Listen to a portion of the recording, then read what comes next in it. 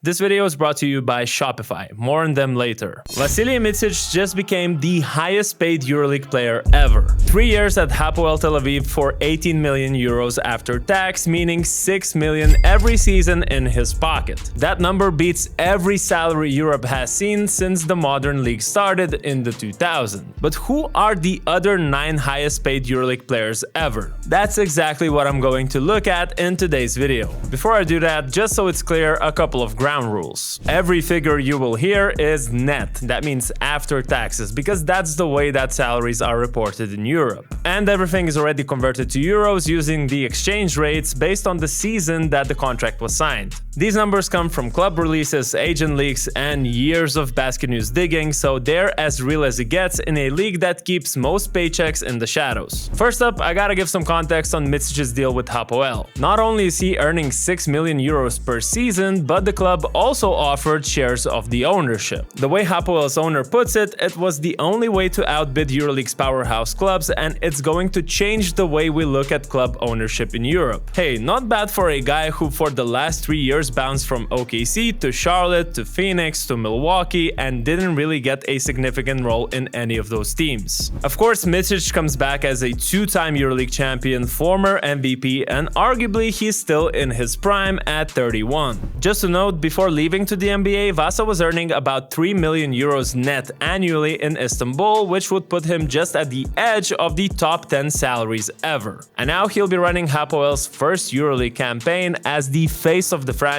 with the most lucrative deal ever. Now, the guy who sat on that throne before Micic was Nikola Mirotic, a 28-year-old Mirotic who was absolutely in his prime, coming off of 5 seasons in the NBA. In 2019, Barcelona shocked everyone by luring him from a guaranteed 3-year, $45 million gross contract from the Utah Jazz. Barca did that by offering a 5 million euro net salary per season. The thing was that Barcelona hadn't lifted the EuroLeague trophy since 2010, so they splashed NBA-level money to fix it. Mirotic gave them regular season MVP, 3 Final Fours, but never won the title. Off the court, it got messy. Barcelona wanted to move on, were trying to negotiate an exit, and it ended up with legal battles over unpaid money from the back end of that deal. Anyways, that's our number 2. Now let's turn to Greece, where we find the 3rd spot of our top 10. I'm sure old school fans still remember the first true headline stealer, Josh Childress. In 2008, Olympiacos stunned the continent and handed the Atlanta Hawks forward a 3-year, $20 million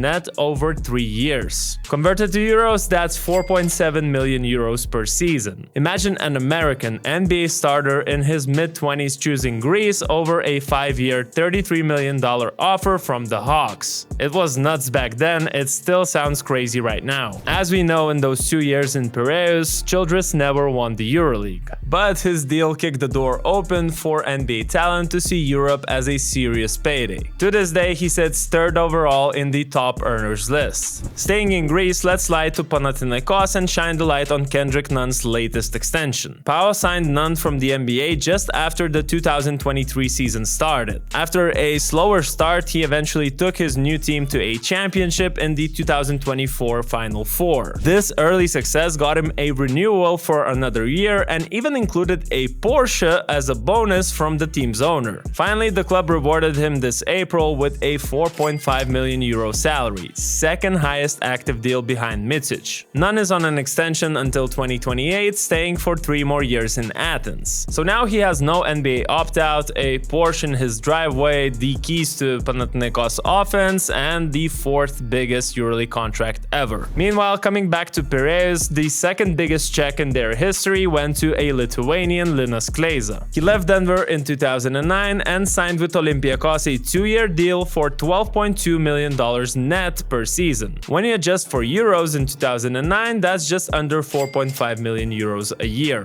Now, Kleiza not only led the league in scoring, but also dragged the Reds to the final, where the star-studded Olympiacos were beaten by Barcelona. The Lithuanian came back to the NBA after just 1 year. Short stay, huge impact, and an example of how the Greek giants were willing to invest in stars in order to break the title drought. Speaking about investments, let me tell you about Shopify. It's an all-in-one set of tools that lets you start and run a business without hiring a tech team.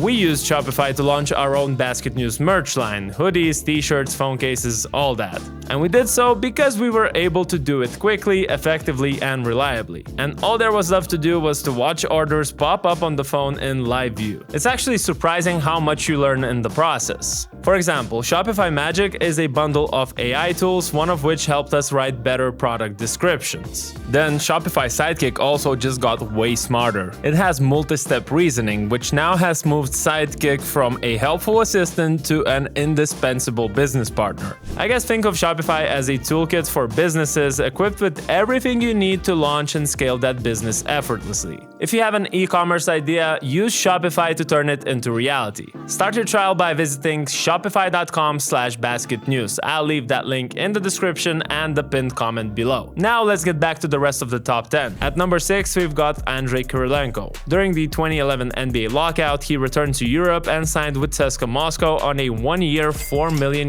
net deal. This was the peak of his career in terms of production. He was 30 years old, healthy, and dominated on every level of the game. He won the EuroLeague MVP, Best Defender, made the All-EuroLeague first team, and helped CSKA reach the Final Four, where they were beaten by an iconic floater from Printezis. As soon as the NBA resumed, he came back, but what that one season showed is what happens when an NBA All-Star comes back to Europe and actually takes it seriously. $4 million for one season puts him at number 6. Then we go to the other Russian name on the list, Alexei Shved. His 3-year deal with Khimki in 2017 was worth around €3.7 million per season, making him the 7th highest paid player of all time. It was a different type of a situation than Kirilenko's. Shved was already back from the NBA for a few years. Anyhow, he was still a flashy scorer, the best local name available, and someone Khimki could market the entire project around. Eventually, he played huge minutes, taking 20 shots a night and becoming the top scorer in the EuroLeague. Khimki never made a deep run, but on paper, Shved did his part, and he's tied for the 7th place, tied with Sasha Vezenkov. In his last season with Olympiacos before moving to the NBA, he didn't even crack the top 10. So after becoming the regular season MVP in 2023, Vezenkov decided to cash in the NBA opportunity in Sacramento. There, similarly to Micic, Sasha couldn't earn a significant role. And in the summer of 2024, he returned to the EuroLeague as the highest earning star, getting €3.7 million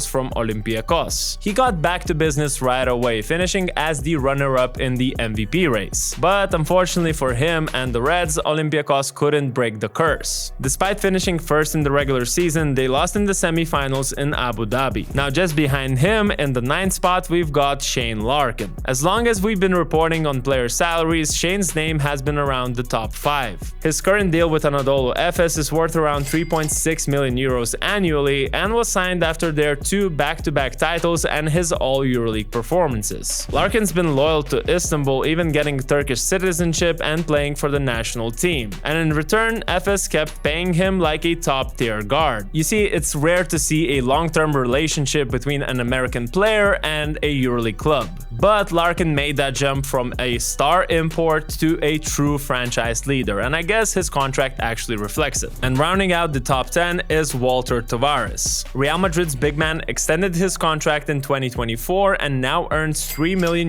net per season. And if you included the massive tax burden the club takes on to keep him in Spain, his salary in gross would have been the highest last season. Tavares on his end has been Real's anchor for years. 2-time EuroLeague champion, best defender awards, the kind of center who changes your whole game plan. He had offers from other clubs like Panathinaikos, for example, that were reportedly even bigger, but he chose to stay in Madrid, which is why Real had to pay up. $3 million may not seem crazy compared to the rest of the list, but for a traditional big in the modern EuroLeague, that's as good as it gets. So there you have it, 10 of the biggest contracts Europe has ever seen. I also should mention that adjusted for inflation, Childress's and Claes's contracts would top this list, but for the sake of consistency, we just looked at the totals in euros. But what do you think? Which of these contracts were a steal and which doesn't make any sense? Also, if you're thinking of starting something of your own, check out that Shopify link below. Thank you guys for watching. As always, if you enjoyed this video, don't forget to hit that like button, subscribe, and I'll see you in the next one.